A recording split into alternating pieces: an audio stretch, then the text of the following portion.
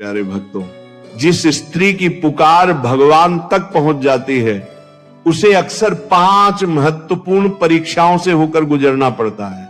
ये सुनकर आपके मन में एक प्रश्न अवश्य उठ सकता है कि जब भगवान ने उसकी प्रार्थना स्वीकार कर ली तो फिर उसे कठिनाइयों का सामना क्यों करना पड़ता है? यदि भगवान उस पर प्रसन्न है तो उसके जीवन में संघर्ष और बढ़ क्यों जाते हैं? ये प्रश्न बिल्कुल स्वाभाविक है और आज की इस चर्चा में हम इसी रहस्य को समझने का प्रयास करेंगे। सच्चाई यह है कि जब भगवान किसी भक्त की प्रार्थना सुनते हैं तब वे केवल उसकी मनोकामना पूरी करने का निर्णय नहीं लेते, बल्कि यह भी देखते हैं कि जो आशीर्वाद वे देने जा रहे हैं क्या वह उसे धारण करने के लिए पूरी तरह तैयार है या नहीं। क्योंकि ईश्वर की कृपा असीम होती है और असीम कृपा को संभालने के लिए मन का पात्र भी उतना ही विशाल होना चाहिए। इसी कारण भगवान पहले उस स्त्री को भीतर से मजबूत बनाते हैं, उसके धैर्य को परखते हैं, उसके विश्वास को गहरा करते हैं, उसके व्यक्तित्व को निखारते हैं। और जब उन्हें विश्वास हो जाता है कि अब वह उनकी कृपा को सही रूप में संभाल सकती है, तभी वे उस पर अपने आशीर्वाद की वर्षा करते हैं। आज मैं आपसे एक ऐसी बात कहने जा रहा हूं जिसे सुनकर शायद आपके मन में एक साथ कई प्रश्न उठेंगे और हो सकता है कि उन प्रश्नों का उत्तर आप वर्षों से खोज रहे हो, लेकिन आज तक किसी ने उन्हें इस दृष्टि से समझाया न हो। यदि आपने कभी सच्चे मन से भगवान के सामने बैठकर आंखों में आंसू लेकर प्रार्थना की है, यदि आपने कभी रात के सन्नाटे में अपने मन का दर्द केवल भगवान को सुनाया है, यदि आपने कभी ये कहा है कि हे प्रभु अब मुझे संभाल लो, अब मेरी शक्ति समाप्त हो रही है, तो आज की ये बात केवल एक कहानी नहीं है, ये शायद आपके अपने जीवन का दर्पण बन सकती है। बहुत सी स्त्रियां ये सोचती हैं कि जिस दिन भगवान उनकी प्रार्थना सुन लेंगे उसी दिन से जीवन आसान हो जाएगा, सारी परेशानियां समाप्त हो जाएंगी, रिश्ते सुधर जाएंगे, मन को शांति मिल जाएगी और हर दिशा से खुशियां आने लगेंगी। लेकिन क्या आपने कभी ध्यान दिया है कि कई बार ठीक इसके विपरीत होता है। प्रार्थना करने के बाद जैसे जीवन और कठिन होने लगता है, परिस्थितियां और उलझ जाती हैं। जिन लोगों से सबसे अधिक अपनापन था वही दूर होने लगते हैं, मन बार बार टूटने लगता है और ऐसा महसूस होता है कि भगवान जैसे मौन हो गए हैं।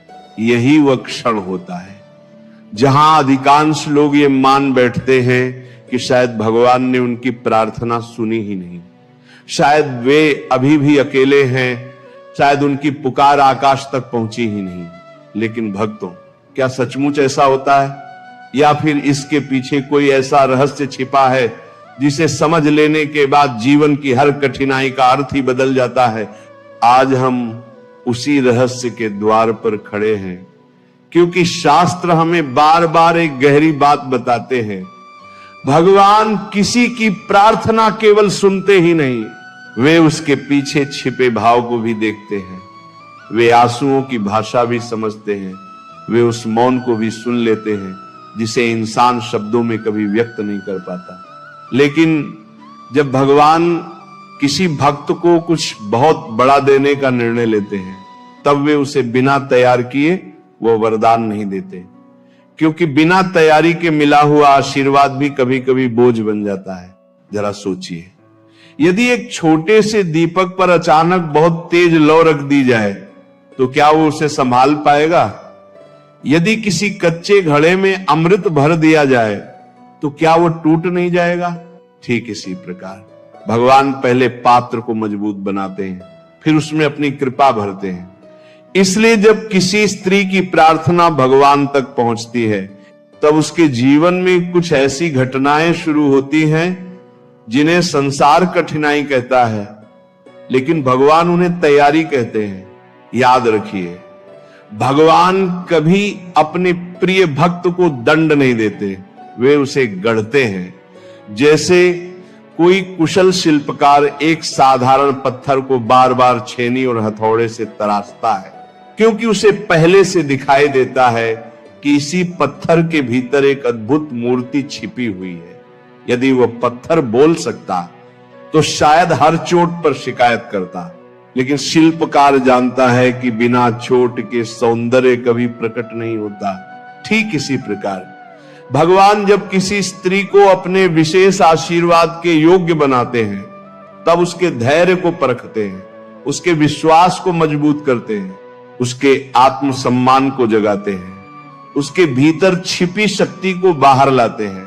और फिर एक दिन वही स्त्री अपने जीवन को पीछे मुड़कर देखती है तो उसकी आंखों से आंसू निकलते हैं, लेकिन इस बार वे दुहक के नहीं, कृतज्ञता के आंसू होते हैं, क्योंकि तब उसे समझ आता है कि जिन दिनों वह भगवान को मौन समझ रही थी, उन्हीं दिनों भगवान उसके जीवन का सबसे सुंदर अध्याय लिख रहे थे। आज इस वीडियो में हम उन 5 गहरी परीक्षाओं की चर्चा करेंगे जिनसे लगभग हर वह स्त्री गुजरती है जिसकी पुकार भगवान तक पहुंच चुकी होती है। हो सकता है इनमें से कोई परीक्षा इस समय आपके जीवन में भी चल रही हो सकता है आप अभी उसी मोड़ पर खड़े हो जहां सब कुछ बिखरता हुआ दिखाई दे रहा हो। लेकिन यदि ऐसा है तो इस वीडियो को अंत तक अवश्य सुनिए, क्योंकि संभव है आज आपको अपने हर प्रश्न का उत्तर मिल जाए और पहली बार यह एहसास हो कि आपकी प्रार्थना व्यर्थ नहीं गई। भगवान मौन नहीं है, वे केवल आपको उस कृपा के योग्य बना रहे हैं जो आपकी कल्पना से भी कहीं अधिक बड़ी है। आइए शांत मन से, बिना किसी जल्दबाजी के भगवान का स्मरण करते हुए उस पहली परीक्षा की ओर बढ़ते हैं, जिसे पार किए बिना कोई भी बड़ा आशीर्वाद प्राप्त नहीं होता। और भक्तों, भगवान जिस पहली परीक्षा से किसी स्त्री को गुजारते हैं वह होती है धैर्य की परीक्षा, क्योंकि भगवान जानते हैं कि जिस मन में धैर्य नहीं है वह कृपा को भी लंबे समय तक संभाल नहीं सकता। आज की दुनिया में हम सब कुछ तुरंत चाहते हैं, प्रार्थना भी आज करें और उत्तर कल मिल जाए, लेकिन भगवान का समय मनुष्य के समय से बिल्कुल अलग होता है। वे कभी जल्दी नहीं करते, क्योंकि उन्हें केवल हमारी इच्छा पूरी नहीं करनी होती, उन्हें हमारा जीवन भी संवारना होता है। कई बार एक स्त्री पूरे विश्वास से भगवान के सामने दीपक जलाती है, रोज नाम जप करती है, आंखों में आंसू लेकर कहती है, हे प्रभु अब मुझे अपने भरोसे छोड़ मत देना। लेकिन दिन बीतते हैं, सप्ताह बीतते हैं, महीने भी निकल जाते हैं और बाहर से कुछ भी बदलता हुआ दिखाई नहीं देता। तभी मन के भीतर एक धीमी आवाज उठती है, क्या मेरी प्रार्थना भगवान तक पहुंची भी है? यही वो क्षण होता है जहां अधिकांश लोग हार मान लेते हैं। वे प्रार्थना तो करते हैं लेकिन विश्वास छोड़ देते हैं, और भगवान इसी मोड़ पर मन को देखते हैं, क्योंकि उन्हें शब्दों से अधिक विश्वास दिखाई देता है। याद रखिए, जब बीज मिट्टी के भीतर दबा होता है तब बाहर से देखने वाले को लगता है कि कुछ भी नहीं हो रहा, लेकिन उसी अंधेरी मिट्टी के भीतर जीवन जन्म ले रहा होता है। यदि बीज अधीर होकर बीच में ही मिट्टी छोड़ दे तो वह कभी वृक्ष नहीं बन सकता। ठीक वैसे ही भगवान कई बार उत्तर देने से पहले हमारे भीतर धैर्य का वृक्ष उगा रहे होते हैं। जिस स्त्री ने प्रतीक्षा करना सीख लिया उसने आधी आध्यात्मिक यात्रा पूरी कर ली, क्योंकि प्रतीक्षा केवल समय बिताना नहीं होती। प्रतीक्षा का अर्थ होता है बिना परिणाम देखे भी विश्वास बनाए रखना। और जब ये परीक्षा पूरी होती है तब भगवान दूसरी परीक्षा की ओर ले जाते हैं, वह है अकेलेपन की परीक्षा। ये अकेलापन बाहर का कम, भीतर का अधिक होता है। घर में सब लोग होते हैं लेकिन मन की बात सुनने वाला कोई नहीं होता। चेहरे पर मुस्कान रहती है लेकिन भीतर दर्द का समुद्र उमड़ता रहता है। कई बार स्त्री अपनी पीड़ा इसलिए भी नहीं कह पाती क्योंकि उसे लगता है कि कोई समझेगा ही नहीं। लेकिन क्या आपने कभी सोचा है भगवान अपने प्रिय भक्त को अकेलापन क्यों देते हैं?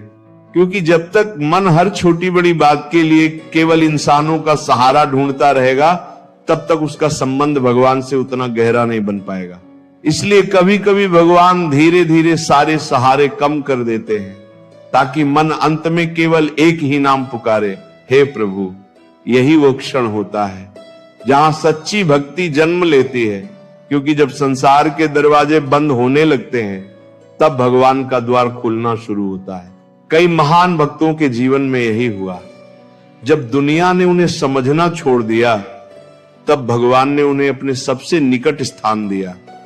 इसलिए यदि आज आपको लगता है कि कोई आपको नहीं समझ रहा, तो तुरंत ये मत मान लीजिए कि आप अकेले हैं। हो सकता है भगवान स्वयं आपको अपने और निकट बुला रहे हो। धीरे धीरे ये अकेलापन प्रार्थना में बदल जाता है, प्रार्थना भक्ति में बदल जाती है, और भक्ति ऐसी शक्ति बन जाती है जिसे फिर कोई परिस्थिति तोड़ नहीं सकती। इसके बाद भगवान तीसरी परीक्षा लेते हैं, आत्मसम्मान की परीक्षा। जीवन में कुछ लोग ऐसे मिलते हैं जो बिना कारण ही आपके आत्मविश्वास को तोड़ने का प्रयास करते हैं।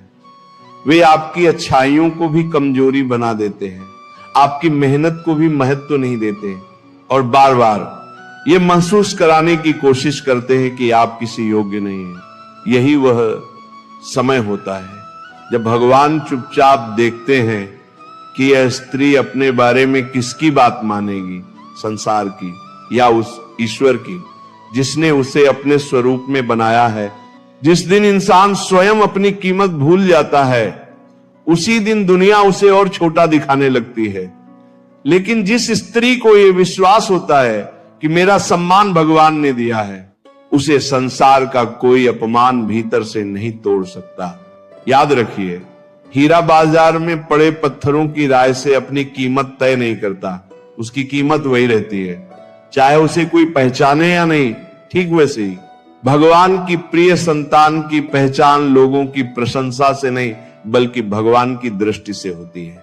और जब कोई स्त्री इन तीन परीक्षाओं, धैर्य, अकेलापन और आत्मसम्मान को पार कर लेती है, तब उसके भीतर एक नया प्रकाश जन्म लेने लगता है। वही प्रकाश आगे आने वाली सबसे गहरी परीक्षाओं का सामना करने की शक्ति देता है, क्योंकि भगवान अभी उसे और ऊंचा उठाने की तैयारी कर रहे होते हैं। जब मन धैर्य सीख लेता है, जब अकेलापन भगवान के साथ संवाद बन जाता है, और जब आत्मसम्मान दूसरों की राय से ऊपर उठ जाता है, तब भगवान एक और गहरी परीक्षा के द्वार पर लेकर आते हैं। और ये परीक्षा है विश्वास की परीक्षा। यही वह समय होता है जब जीवन बाहर से बिल्कुल वैसा दिखाई देता है जैसा कोई भी नहीं चाहता। योजनाएं टूटने लगती हैं, उम्मीदें अधूरी रह जाती हैं। जिन रास्तों पर चलकर मंजिल मिलने की आशा थी, वही रास्ते अचानक बंद होते दिखाई देते हैं। मन बार बार पूछता है, प्रभु यदि आप मेरे साथ हैं तो फिर ये सब क्यों हो रहा है? ध्यान रखिए, विश्वास का मूल्य तब नहीं आंका जाता जब सब कुछ आपके अनुसार चल रहा हो। सच्चा विश्वास तो वहीं जन्म लेता है जहां तर्क समाप्त होने लगते हैं, लेकिन समर्पण जीवित रहता है जहां आंखों को कोई उत्तर दिखाई नहीं देता, फिर भी हृदय कहता है भगवान जो कर रहे हैं उसमें भी मेरी भलाई छिपी है। भगवान कई बार उत्तर देने में देर नहीं करते, वे केवल सही समय की प्रतीक्षा करते हैं, क्योंकि अधूरा समय अधूरे परिणाम देता है। जिस फल को समय से पहले तोड़ लिया जाए वह स्वाद नहीं देता। उसी प्रकार समय से पहले मिली सफलता भी कई बार मनुष्य को अहंकार की ओर ले जाती है। इसलिए जब जीवन में देरी दिखाई दे तो उसे भगवान की दूरी मत समझिए। कई बार वही देरी भविष्य के सबसे बड़े आशीर्वाद की तैयारी होती है। और फिर आती है समर्पण की परीक्षा। समर्पण का अर्थ हार मान लेना नहीं होता। समर्पण का अर्थ है अपनी पूरी शक्ति लगाने के बाद परिणाम भगवान के चरणों में छोड़ देना, यह स्वीकार करना कि मैं अपना कर्तव्य कर सकता हूं, लेकिन अंतिम निर्णय आपका होगा। यही वह अवस्था है जहां मन का बोझ हल्का होने लगता है, क्योंकि जो व्यक्ति हर परिणाम को स्वयं नियंत्रित करना चाहता है वह हमेशा चिंता में रहता है, लेकिन जो परिणाम भगवान को सौंप देता है उसके भीतर एक अनोखी शांति जन्म लेती है। जब कोई स्त्री इस भाव तक पहुंच जाती है तब उसके चेहरे की मुस्कान परिस्थितियों पर निर्भर नहीं रहती, उसका साहस लोगों की प्रशंसा से नहीं बढ़ता और न ही आलोचना से कम होता है। उसके भीतर एक स्थिरता आ जाती है, क्योंकि अब उसका भरोसा संसार पर नहीं भगवान पर होता है। याद रखिए, भगवान भी किसी सच्चे भक्त की परीक्षा उसकी क्षमता से अधिक नहीं लेते। वे जितना भार देते हैं उससे कहीं अधिक शक्ति भी साथ देते हैं। इसलिए यदि आज जीवन कठिन लग रहा है तो यह भी याद रखिए, भगवान ने आपके भीतर उतनी ही शक्ति भी रखी है जितनी उस कठिनाई को पार करने के लिए आवश्यक है। और जब विश्वास, धैर्य, आत्मसम्मान और समर्पण, ये चारों गुण एक साथ मन में जागने लगते हैं, तब भगवान की कृपा का द्वार धीरे धीरे खुलने लगता है। बाहर से शायद अभी भी सब कुछ सामान्य दिखाई दे, लेकिन भीतर एक नया जीवन जन्म ले चुका होता है, और यही नया जीवन आने वाले सबसे बड़े परिवर्तन का संकेत होता है। भक्तों, अब एक क्षण के लिए अपनी आंखें बंद करके अपने जीवन के उन दिनों को याद कीजिए जब आपको लगा था कि सब कुछ समाप्त हो गया है, जब ऐसा महसूस हुआ था कि अब आगे बढ़ने की कोई शक्ति शेष नहीं बची, लेकिन फिर भी किसी अनदेखी शक्ति ने आपको संभाल लिया, किसी ने आपका हाथ थाम लिया और आप आज भी यहां खड़े हैं। क्या वह केवल संयोग था या फिर भगवान की वह मौन कृपा थी जिसे उस समय आप पहचान नहीं पाए थे? जीवन में कई बार हम केवल अपनी पीड़ा देखते हैं, लेकिन भगवान उस पीड़ा के पार खड़े भविष्य को देख रहे होते हैं। हमें केवल आंसू दिखाई देते हैं, उन्हें उन आंसुओं के बाद आने वाली मुस्कान दिखाई देती है। हमें केवल अंधेरा दिखाई देता है, उन्हें उस अंधेरे के बाद उगने वाला प्रकाश दिखाई देता है। इसीलिए जब भी जीवन आपको कठिन मोड़ पर ले आए, तब अपने मन से एक बात अवश्य कहिए, हे प्रभु, मैं सब कुछ नहीं समझ पा रहा, लेकिन मुझे आप पर विश्वास है। यही एक वाक्य मन को टूटने से बचा सकता है, क्योंकि विश्वास वहीं सबसे अधिक आवश्यक होता है जहां उत्तर दिखाई नहीं देते। याद रखिए, भगवान कभी किसी सच्ची प्रार्थना को व्यर्थ नहीं जाने देते। कभी उत्तर तुरंत मिलता है, कभी थोड़ा समय लेकर मिलता है, और कभी उत्तर हमारी कल्पना से बिल्कुल अलग रूप में आता है। लेकिन जब पीछे मुड़कर देखते हैं तब समझ आता है कि भगवान ने जो किया वही सबसे उचित था। यदि आज आपके जीवन में प्रतीक्षा है तो धैर्य रखिए।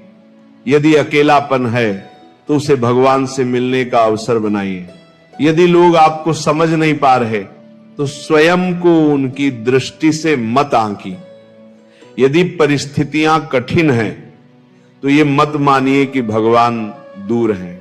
हो सकता है वे आपको उस ऊंचाई के लिए तैयार कर रहे हो जहां पहुंचने के बाद आपका हर आंसू अर्थपूर्ण लगने लगे। कभी कभी भगवान हमारे जीवन से कुछ चीजें इसलिए नहीं लेते कि हमें दुख दें, बल्कि इसीलिए कि वे हमें उससे कहीं अधिक मूल्यवान कुछ देना चाहते हैं। लेकिन जब तक हाथ पुरानी चीजों को कसकर पकड़े रहता है तब तक नई कृपा उसमें समा नहीं पाती। इसीलिए आज इसी क्षण अपने मन का भय, अपनी चिंता, अपना क्रोध, अपना अकेलापन और अपनी अधूरी इच्छाएं भगवान के चरणों में रख दीजिए। उनसे कहिए, हे प्रभु, मैं अपना कर्तव्य निभाऊंगा, लेकिन परिणाम आपको समर्पित करता हूं। देखिएगा मन कितना हल्का हो जाएगा। अंत में एक बात हमेशा याद रखिए, भगवान की सबसे सुंदर योजनाएं अक्सर वहीं शुरू होती हैं जहां मनुष्य को लगता है कि सब कुछ समाप्त हो गया है। इसलिए अपनी कहानी का निर्णय किसी कठिन अध्याय को देखकर मत कीजिए, क्योंकि भगवान अभी आपकी पूरी कहानी लिख रहे हैं। और भक्तों, अब जब हम इस पूरी चर्चा के अंतिम पड़ाव पर पहुंच चुके हैं तो मैं आपसे केवल एक बात कहना चाहता हूं, जीवन में आने वाली हर परीक्षा को केवल दूहक समझकर मत देखिए, क्योंकि हर परीक्षा के भीतर भगवान का एक छिपा हुआ संदेश होता है जिसे केवल वही व्यक्ति समझ पाता है, जो कठिन समय में भी विश्वास का दीपक बुझने नहीं देता। कई बार इंसान भगवान से कहता है, हे प्रभु मेरी तकलीफें समाप्त कर दीजिए, लेकिन भगवान मुस्कुरा कर कहते हैं, मैं तुम्हारी तकलीफें केवल समाप्त नहीं करूंगा, मैं तुम्हें इतना मजबूत बना दूंगा कि कोई भी तकलीफ तुम्हें तोड़ नहीं पाएगी। और यही भगवान की सबसे बड़ी कृपा होती है। सोचिए, यदि जीवन में कभी अंधेरा ही ना आता तो क्या हमें प्रकाश का मूल्य पता चलता? यदि कभी बिछड़ना ना होता तो मिलने की खुशी कैसी होती? यदि कभी आंसू ना आते तो मुस्कान का महत्व कौन समझ पाता? भगवान जीवन में हर अनुभव किसी कारण से देते हैं, क्योंकि वे केवल वर्तमान नहीं देखते, वे हमारा पूरा भविष्य देखते हैं। हो सकता है इस समय आपके जीवन में भी बहुत कुछ आपकी इच्छा के अनुसार न चल रहा हो सकता है आपने किसी अपने को खोया हो, किसी रिश्ते में विश्वास टूट गया हो, आर्थिक कठिनाइयां हो, परिवार में तनाव हो, या मन के भीतर ऐसी पीड़ा हो जिसे आपने आज तक किसी से साझा न किया हो। यदि ऐसा है तो आज एक बात अपने हृदय में उतार लीजिए, भगवान आपकी खामोशी भी सुनते हैं। उन्हें आपके शब्दों की आवश्यकता नहीं होती, वे आपके मन की हर धड़कन को जानते हैं। जब संसार आपको नहीं समझता तब भी भगवान समझते हैं। जब लोग आपके आंसुओं को कमजोरी समझ लेते हैं तब भगवान उन्हीं आंसुओं को आपकी सबसे सच्ची प्रार्थना मान लेते हैं। जब लोग आपका साथ छोड़ देते हैं तब भगवान पहले से भी अधिक आपके निकट आ जाते हैं। इसलिए कभी ये मत सोचिए कि आपकी प्रार्थना व्यर्थ चली गई। ईश्वर के यहां कोई भी सच्ची पुकार अनसुनी नहीं होती। कभी उत्तर तुरंत मिलता है, कभी समय लेकर मिलता है, और कभी उत्तर उस रूप में मिलता है जिसकी हमने कल्पना भी नहीं की होती। बाद में पीछे मुड़कर देखने पर ही समझ आता है कि भगवान ने जो दिया वही वास्तव में श्रेष्ठ था। याद रखिए, भगवान कभी किसी भक्त का जीवन दूसरों जैसा नहीं बनाते। हर व्यक्ति का मार्ग अलग है, हर आत्मा का उद्देश्य अलग है, हर परीक्षा का कारण अलग है, और हर आशीर्वाद का समय भी अलग होता है। इसीलिए अपनी तुलना किसी और से करना भगवान की योजना पर संदेह करने जैसा है। यदि किसी और के जीवन में आज खुशियां हैं तो उसके लिए भगवान का धन्यवाद कीजिए, और यदि आज आपके जीवन में संघर्ष है तो धैर्य रखिए, क्योंकि हो सकता है कल वही भगवान आपके जीवन में ऐसी कृपा बरसाएं जिसकी आपने केवल कल्पना की हो। एक और बात हमेशा याद रखिए, भगवान कभी जल्दी नहीं करते, लेकिन वे कभी देर भी नहीं करते। उनका समय बिल्कुल सही होता है जब वे देते हैं, तब केवल हमारी मांगी हुई वस्तु नहीं देते, वे उसके साथ समझ, धैर्य, विनम्रता और उसे संभालने की क्षमता भी देते हैं। भक्तों, कभी कभी भगवान हमें वहां रोक देते हैं जहां हम जाना चाहते हैं, क्योंकि उन्हें वो दुर्घटना दिखाई दे रही होती है जो हमें दिखाई नहीं देती। कभी वे कोई रिश्ता टूटने देते हैं क्योंकि उन्हें वह पीड़ा दिखाई दे रही होती है जो भविष्य में उससे मिलने वाली थी। कभी वे हमारी कोई इच्छा पूरी नहीं करते क्योंकि वे जानते हैं कि आने वाले समय में हमें उससे कहीं अधिक मूल्यवान आशीर्वाद मिलने वाला है। इसीलिए यदि आज कोई दरवाजा बंद हुआ है तो निराश मत होइए। भगवान शायद आपके लिए ऐसा द्वार खोलने की तैयारी कर रहे हैं जिसके बारे में आपने कभी सोचा भी नहीं होगा। आज मैं विशेष रूप से उन सभी माताओं, बहनों और बेटियों से कहना चाहता हूं जो इस समय भीतर ही भीतर संघर्ष कर रही हैं, कृपया स्वयं को कमजोर मत समझिए। आपके भीतर वह शक्ति है जो शायद आपको अभी दिखाई नहीं दे रही। भगवान ने आपको केवल परिवार संभालने के लिए नहीं बनाया, उन्होंने आपको प्रेम, धैर्य, त्याग, करुणा और विश्वास का जीवंत स्वरूप बनाया है। जब भी मन टूटने लगे, एक बार भगवान का नाम लेकर गहरी सांस लीजिए और अपने आप से कहिए, ये समय भी बीत जाएगा और भगवान मुझे कभी अकेला नहीं छोड़ेंगे। विश्वास मानिए। यही एक वाक्य कई बार पूरे जीवन की दिशा बदल देता है। यदि आज आपकी आंखों में आंसू हैं, तो उन्हें छिपाइए मत, भगवान के सामने बह जाने दीजिए, क्योंकि संसार आंसुओं का अर्थ नहीं समझता, लेकिन भगवान हर आंसू की भाषा जानते हैं। और जब कभी जीवन में बहुत बड़ी सफलता मिले, तब भी भगवान को मत भूलिए, क्योंकि परीक्षा केवल दुख में नहीं होती, सुख में भी होती है। दुख में विश्वास बचाना कठिन है, लेकिन सुख में विनम्र बने रहना उससे भी कठिन है।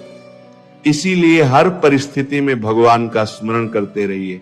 मुझे पूरा विश्वास है, यदि आपने आज की बातों को केवल सुना नहीं, बल्कि अपने जीवन में उतारने का प्रयास किया, तो धीरे धीरे आपके भीतर एक ऐसी शांति जन्म लेगी जिसे कोई परिस्थिति छीन नहीं पाएगी।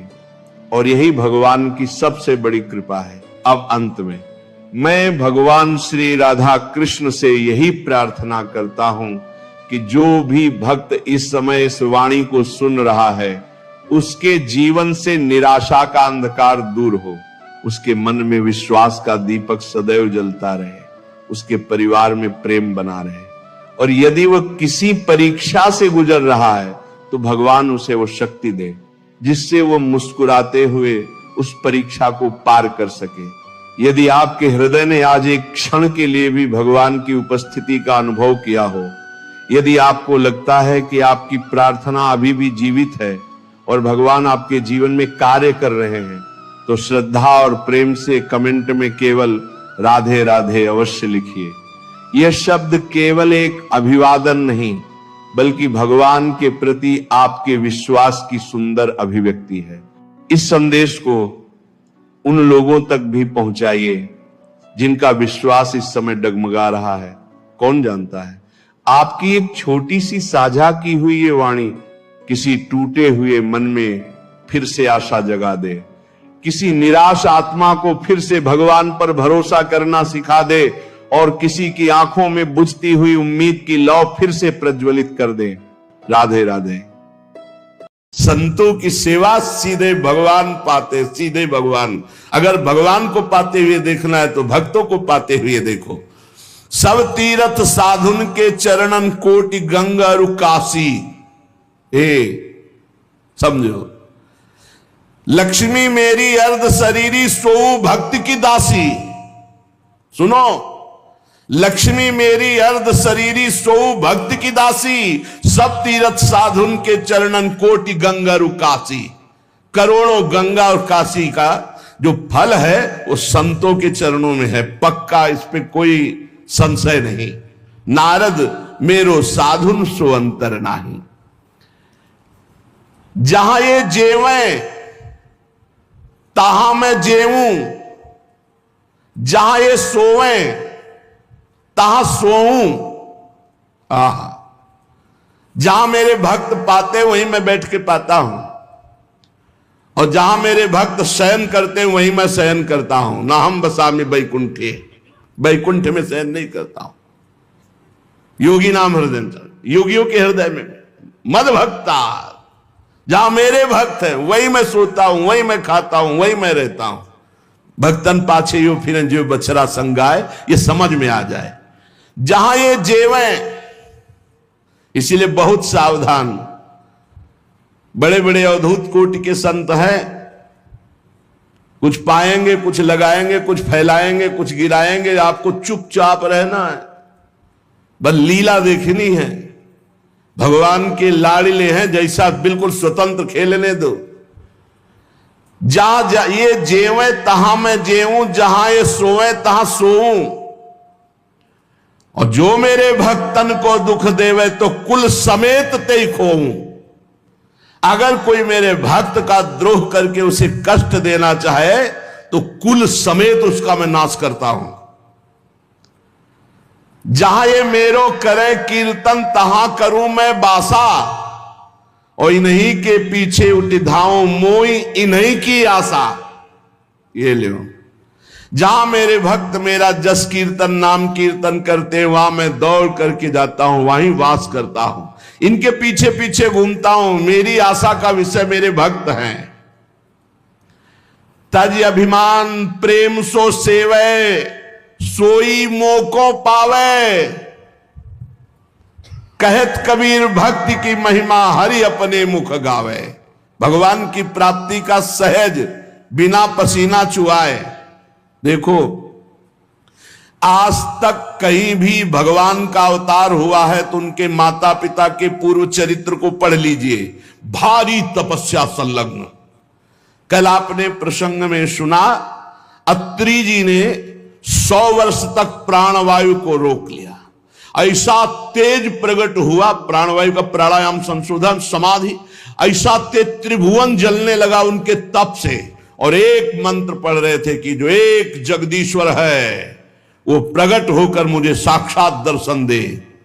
तब 3 रूपों में भगवान ब्रह्मा हंस पर विराजमान, भगवान हरि गरुड़ पर विराजमान और नंदीश्वर पर विराजमान देवादिदेव महादेव तपस्या से प्रकट हुई। कल आपने सुना, अनुसुईया जी के पातिव्रत कठोर तपस्या से प्रकट हुए।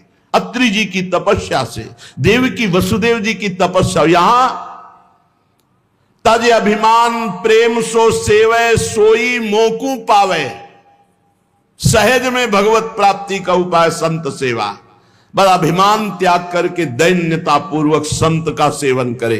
एक बिके हुए दास की तरह हर संत से बर्ताव। कहत कबीर भक्ति की महिमा हरि अपने मुख गावे। आगे कह रहे, भक्तन के संग भगवान ऐसे फिरो करें, जैसे बच्छ संग फिरे नेहवती गाई है।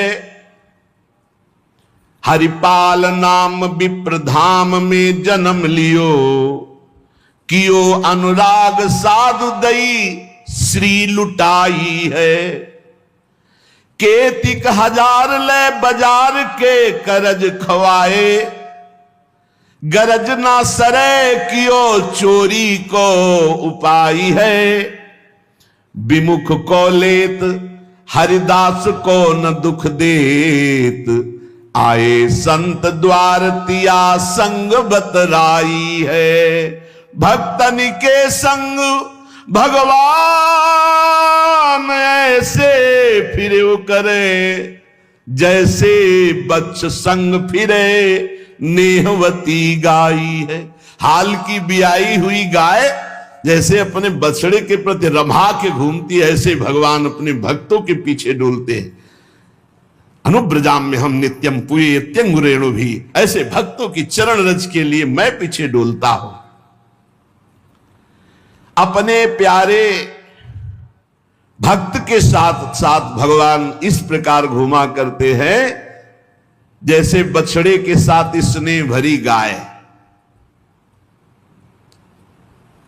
हरिपाल नाम के एक महान भागवत हुए हैं। इन्होंने अपने गुरुजनों से पूछा कि भगवत प्राप्ति का सरल उपाय क्या है। तो ये सिद्ध बात है, गृहस्थी में विविध साधनाएं नहीं हो सकती। यम नियम आसन प्राणायाम प्रत्याहार ध्यान धारणा समाधि सब बड़े कठिन, ब्रह्म ज्ञान बड़ा कठिन। अरे गृह कारज नाना जंजाला, तेयति दुर्गम शैल विशाला, यही सर आवत अति कठिनाई, राम कृपा बिनु आए न जाए।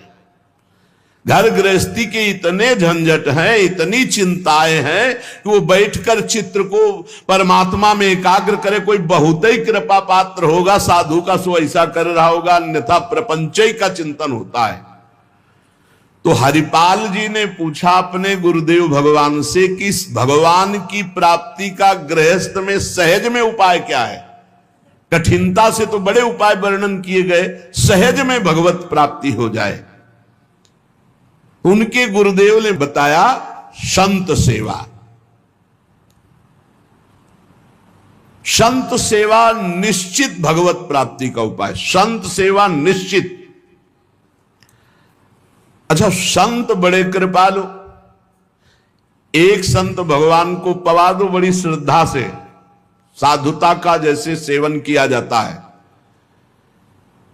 पद्धति है। देखते ही दूर से पहले उनको प्रणाम करो, हाथ जोड़ो, पुष्पों के द्वारा पावड़े डालकर उनकी अगवानी करो, उनके चरण प्रक्षालन करो, कोमल वस्त्र से चरण धो, आसन पर विराजमान करो, तिलक लगाओ, उनकी आरती उतारो, माला धारण कराओ, सुंदर सुंदर भोग साक्षात श्री भगवान पा रहे हैं ऐसी भावना से, बड़े प्यार दुलार से, जैसे अपने पुत्र को और लीजिए और लीजिए, ऐसे प्यार से उनको पवाओ।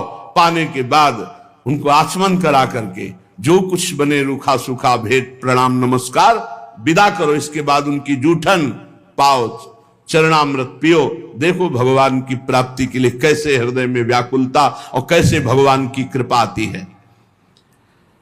और संतों का स्वभाव, जहां संत मंडली होती वहां, भाई देखो एक भगत हरिपाल जी हैं, क्या संत सेवा करते, क्या प्रसाद बनता है भाई उनकी तो दैन। अब पूरी मंडली की मंडली, अब हरिपाल जी की सेवा, वो मंडली अन्य तीर्थों में, अब तीर्थों से जिनकी यात्रा उधर से होती सब हरिपाल जी के यहां। हरिपाल जी बड़े प्रसन्न, धीरे धीरे जो संग्रह किया हुआ अन्न और संपत्ति थी वो तो सब लग गए। हरिपाल जी के यहां संतों की भीड़ रोज लगी रहती, जमीन बेच दी, कीमती गहने बेच दिए, सब संतों को पवा दिए। अब ऐसा कुछ नहीं बचा जिससे खरीद के लावें और पवावें। तो केतिक 1000 ले बाजार के करज खवाए, हजारों रुपया। ये आज 1000 की तो कोई मात्रा ही नहीं रह गई, उस समय हजारों की बड़ी महिमा थी, बड़ी महिमा 1000 रुपए की। 1 रुपया लेके जाओ तो काफी सामग्री लेके आ जाओ दुकान से। ऐसा हमारे सामने 5 किलो नमक मिलता था, 3 रुपया का ऐसे दूध दुहा लो, ऐसे गाय से दुहा के, भैंस गाय का 3 रुपया, 40 रुपया का शुद्ध घी, कि वो मटका खुले तो आसपास एरिया में छा जाए ऐसा घी। ये सब नकली घी ले। और दूध तो बेचना एक तरह से अपमान माना जाता था। सारी संपत्ति साधु सेवा में लगा दी और बाजार से हजारों के कर्जे हो गए। अब कर्जा लेकर के संतों को पवा दिया। अब कोई कर्जा भी ना दे।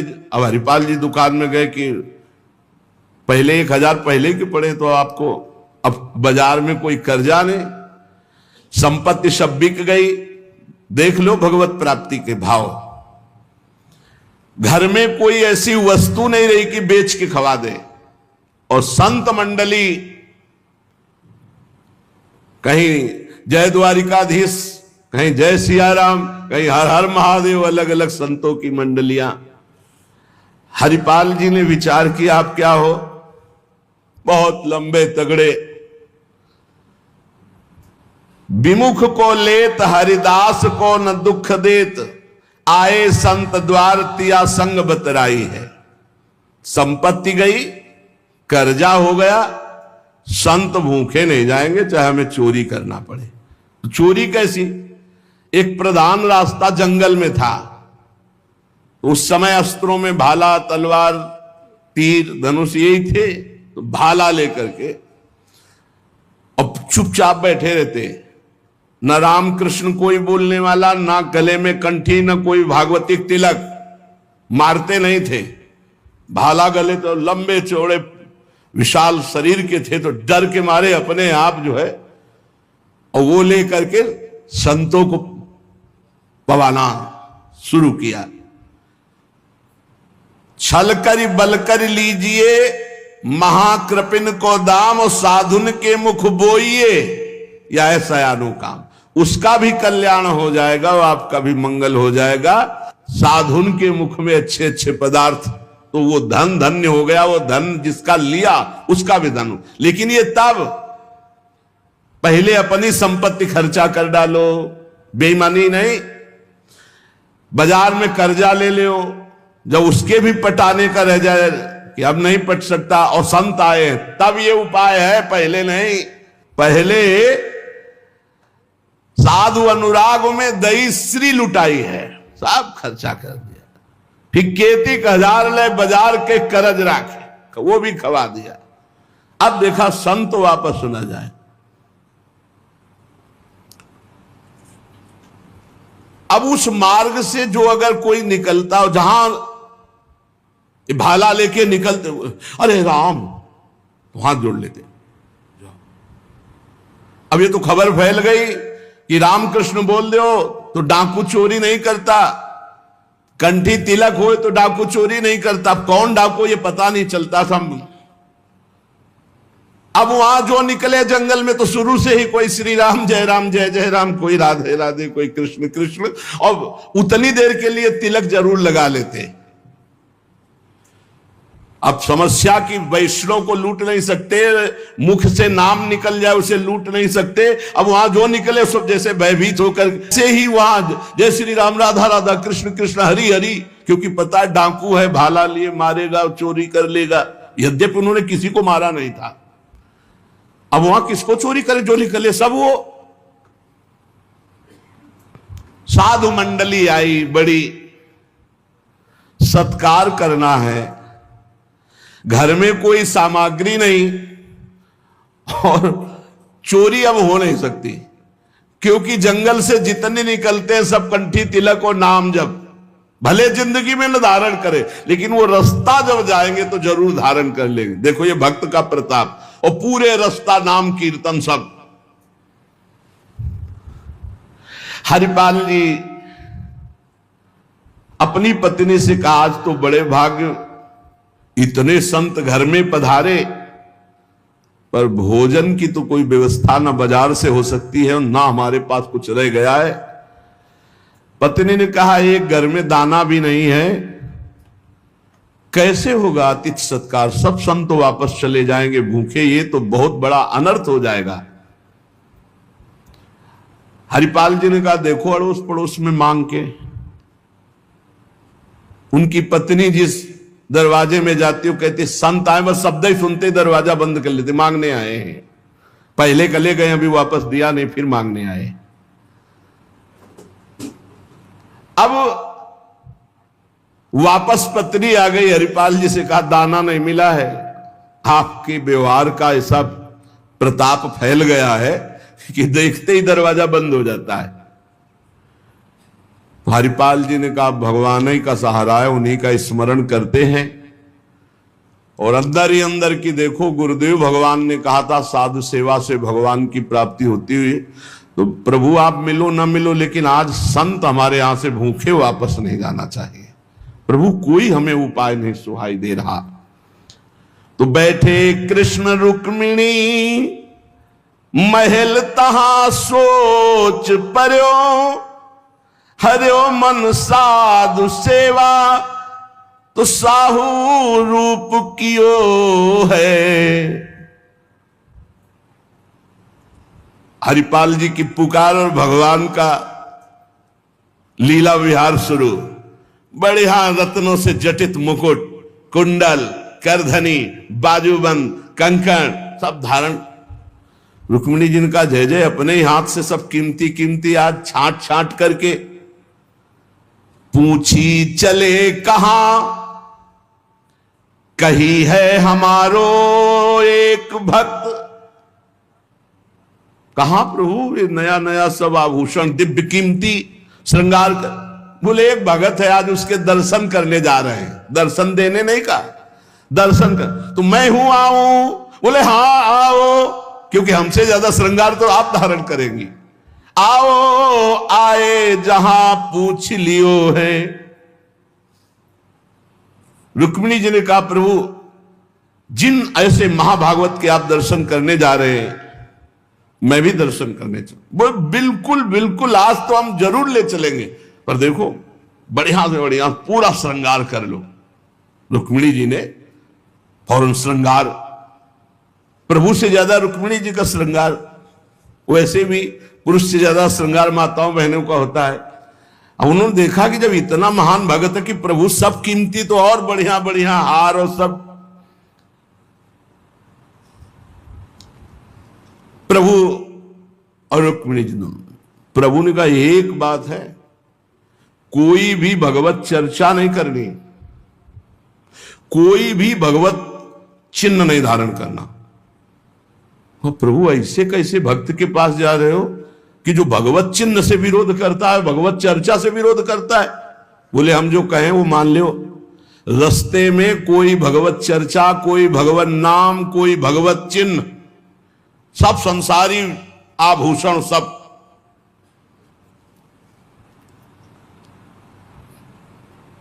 प्रभु कैसा भगत है आपका? बोले बहुत उच्च कोटि का, दर्शन से निहाल हो जाओगी, ऐसे भक्त का कभी दर्शन नहीं हुआ होगा। रुक्मिणी जी तैयार हुई, भगवान तैयार हुए और हरिपाल जी के द्वारे पे आए। अजू मग चलो जात बड़ो उत्पात मधि, को पहुंचावे देवो ले रुपया दियो है, करो समाधान संत मैं लिवाए जाऊं, इन्हें लाई वनमाज देखी बहुधन जियो है। भगवान स्वयं गए और हरिपाल जी को बुलवाया गांव के बाहर और कहा भाई सुनो, सुनते हैं जंगल में कोई चोर लगता है, हम दोनों सेठ हैं, सेठ सेठाइन, ये ले स्वर्ण की एक मुहर, हमें पूरा रास्ता पार कर दो। भगवान जैसे मरते को पानी मिल जाए ऐसे ऐसे आपने संत वापस मन में सोचा, संत वापस चले जाएंगे और गौर से देखा गले में कोई तुलसी नहीं, कोई भागवतिक चिन्ह नहीं और मार पूरा सब श्रृंगार से। बोले भगवान आज तो बरस पड़े, आज खूब संत सेवा होगी। बोले मुहर देव या न देव, हम आपको पार कर देंगे जंगल में। जगत रूपी जंगल से पार करने वाले भगवान को हरिपाल जी कह रहे हम पार कर देंगे आपको, क्योंकि नजर गई ना एक से एक कीमती रत्न। बोले महीनों संत सेवा चलेगी। हरिपाल जी से बातचीत कर रहे कि कहीं शंका ना हो जाए इनको। बोले अमुक शहर जा रहा हूं, हमारा बड़ा व्यापार चलता है, तुमको 1 रुपया तो देंगे ही, पर सुरक्षित हमें पहुंचा दो, ये ले। वो दौड़ करके कहा रुको, अपनी पत्नी इसका 1 रुपया का जाओ, स्वर्ण का है, कुछ जलपान लाओ, संतों को पवाओ, भोजन की व्यवस्था रास्ते में हम कर लेंगे, बाल भोग कराओ, संतों का समाधान बाल भोग कराओ। राजभोग की व्यवस्था में भी सेठ सेठाइन हैं, बड़े भोले हैं, बड़े प्रसन्न हुए, मानो प्राणों का संचार आ गया संत सेवा में। रुक्मिणी जी ये रहस्य नहीं समझ पा रहे कि कह रहे हैं जंगल पार कर देते, कह रहे हैं हमको डर लग रहा है कि कोई हमें लूट ना ले, और जंगल हो 1 रुपया दिया उसको स्वर्ण का कि भाई पार। तो रुक्मिणी जी ने कहा कि प्रभु किसी के रक्षा के, भगवान ने कहा था प्रश्न कोई करना नहीं है। अरे कौमुद की गदा सुदर्शन चक्र सब एक आदमी का सहारा आप ले। रुक्मिणी जी ने प्रभु आप काम कहा था, बातें करो व्यापार की, इधर उधर की, सुदर्शन चक्र के लिए कौमुद की गदा, व्यापार, रुपया पैसा हार हीरा जवाहरात, इनकी बातें करो। गौर से फिर देखा कि कहीं कोई भागवतिक लक्षण देखे जो निहारी, माला तिलक ना सदाचार। बड़े खुश हुए, होएंगे भंडार जो पे धन ही तो लायो है। जब इतना पहनावा है तो खजाना इनके होगा, लूटने में कोई दोष नहीं, और कोई भागवतिक चिन्ह नहीं, और कोई भगवत चर्चा नहीं, पूरे संसारी हैं। और ये छीन करके हम संत भोजन कराएंगे तो इनका भी मंगल हो जाएगा। लीजिए छिनाए यह वारी कहे डारी देवो, दियो सब डारी छल्ला छिगुनी में छायो है। अंगुरी मरोरी कही बड़ो तू कठोर अहो, तो को कैसे छोड़ो संत जेवे मोह को भायो है। प्रगट दिखायो रूप सुंदर अनूप, वह मेरे भक्त भूप लेके छाती सो लगायो है। रास्ते में लेके चले, चरणों से लेकर ऊपर तक भगवान को देखते हैं और फिर रुक्मिणी जी को देख। कोई भागवतिक चिन्ह नहीं, कोई भागवतिक चर्चा नहीं, महीनों की संत सेवा। और जो इतना पहिरे हैं तो उनके पास भाला लेके चली रहे थे रक्षा के लिए, बस आगे आए और उतारो, अपना चला फैलाया, उतारो सब बीच रास्ते। भगवान ने कहा उतारो रुक्मिणी जी से, उतारो। रुक्मिणी जी ने कहा रक्षा के लिए तो इसको 1 रुपया दिया था और यही लूट रहा है, आप कह रहे उतार। बोले उतारो, ले भाला पार कर देगा, बहुते बेडब भगत है। और प्रभु सुदर्शन चक्र, बोले नहीं, इस समय नहीं, इस समय उतारो। ये संत सेवा का प्रताप। बड़े बड़े भगवान पहनी के आए थे, इसीलिए भगवान तो फौरन उतार के भगवान को देखती जाती रुक्मिणी जी की। कुछ तो मैके वाले हैं, कुछ आपके हैं प्रभु, उनमें सब उतारो, नए बनवा देंगे, जान बची तो सब कुछ बच गया। प्रभु भगत के दर्शन कराने आए थे कि लुटवाने? तो बोली यही तो है यही है जिसके दर्शन कराने आए थे। अब तो भगवान सब करधनी मुकुट सब उतार के रख दिए। हरिपाल जी की दृष्टि गई कि रुक्मिणी जी सब तो उतार दिए, एक अंगूठी जो भगवान ने पहनाई थी वो नहीं उतारने की। अरे लाओ, इतने में कितने संत भोजन पाएंगे? ऐसे प्रगट बोले, इतने में कितने संतों का भोजन होगा। और अंगूरी पकड़ के रुक्मिणी जी नाराज, भगवान ने कहा चुप रहो, जैसा कहे वैसा कर दो, हम थोड़ी बुला के लाए। तुम कहती थी कि हम भगत दर्शन करेंगे, तो करो दर्शन भगत के। हम कहा होता और आपको फिर बुला के लाए होते तो ये होता कि प्रभु आप ले सब, आप ही तो उत्साह करके आई हो। रुक्मिणी जी उतार नहीं रही थी तो हरिपाल जी ने अंगुली पकड़ी, ऐसे मरोड़ के धीरे से अंगूठी उतारी। कितने संतों का इसमें पेट भरेगा, भोजन होगा। भगवान जब देखा कि रुक्मिणी जी बहुत असंतुष्ट हो रही है, तो भगवान ने कहा जिसके दर्शन करने के लिए हम ला रहे थे ना, ये वही भक्त है, ये वही भक्त है जिसने अपना सर्वस्व लुटा दिया है। कुछ नहीं आज खाने को, मैं इसी के लिए लुटने के लिए। अब हरपाल जी का भाला रख गया। जब लौट के देखा तो अनंत सौंदर्य माधुर्य भगवान चतुर्भुज द्वारिकाधीश महामहिम महालक्ष्मी स्वरूपाश्री रुक्मिणी चरणों में प्रभु प्रभु प्रभु गलती हो गई, हमारे कटु वचन, हमारा भाला उठाना। प्रभु आप जानते हो हमारे घर में संत मंडली बैठी है, इतना कर्जा हो गया कि हमको कोई कर्जे में नहीं देता, पड़ोस से उधार मांगे तो कोई नहीं देता, और कुछ संपत्ति रह नहीं गई और संत भूखे न जाए प्रभु। इसलिए भगवान ने छाती से लगा लिया। भगवान ने हरिपाल जी को छाती से लगाया और कहा तुम सर्वश्रेष्ठ मेरे प्राण प्यारे भक्त हो। हरिपाल जी भगवान से कह रहे कि प्रभु जैसे हमें संत प्राण प्यारे हैं उनसे अधिक आप प्राण प्यारे हो, प्रभु मैं कैसे लूं? तो भगवान ने कहा देखो हम लाए ही से, ये लक्ष्मी ले जाओ, ये महालक्ष्मी के श्रीअंग के आभूषण है, ये कुल परंपरागत बढ़ेंगे, ये कभी घटेंगे नहीं, वो बेचकर सब कर्जा निपटाओ और रोज लाखों संतों को पवाओ, अब ऐश्वर्य घटने वाला नहीं है।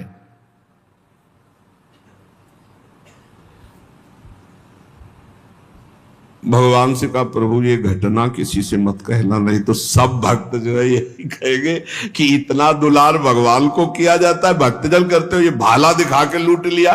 तो भगवान ने कहा डरो मत, ये चर्चा अगर कोई सुनेगा भी तो तुम्हें आदर्श मानकर संत सेवा करके मेरी प्राप्ति का उपाय सोचेगा, ना कि तुम में दोष दर्शन करेगा। भगवान के दर्शन के पश्चात हरिपाल जी ने कहा, प्रभु जब आए गए हो तो लगे हाथ भंडारे पाके जाओ। तो बोले, जरूर, जहां हमारे संत पाते वही हम प्रकट। सब संतों को भगवत साक्षात्कार कराया। साक्षात द्वारिकाधीश रुक्मिणी जी के सब संतों ने दर्शन किए, भोग बना। संत जन तब पाए जब भगवंत पहले पाए, फिर उनका उच्छिष्ट संत और उनका भगवंत और संत का उच्छिष्ट जब हरिपाल जी। ये परमानंद मनुष्य जीवन का साधु सेवा से प्राप्त होता है। जब कभी साधु सेवा का संयोग बने तो नाच पड़ो कि हमें आज जीवन का परम लाभ मिला है कि हमारा धन, हमारा अन्न, हमारा शरीर, हमारा जीवन साधु सेवा में आएगा। ये साधु सेवा निश्चित भगवत प्राप्ति करा देती, निश्चित। कल देखो, साधु सेवा के लिए ही अनुसुईया जी ने कि अतिथि वापस न जाए, 6 महीना के बालक भगवान श्री हरि, भगवान ब्रह्मा जी और महादेव जी को बना लिया।